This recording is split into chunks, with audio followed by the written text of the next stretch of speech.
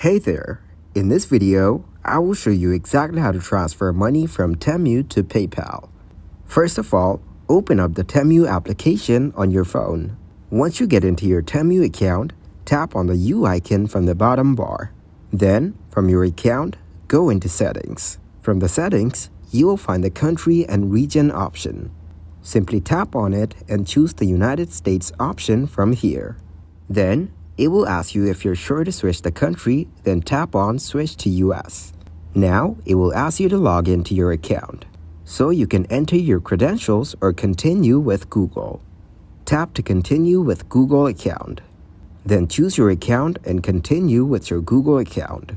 After that, click on the U icon from the bottom bar and go into the Earn Credits and Free Gifts option from here.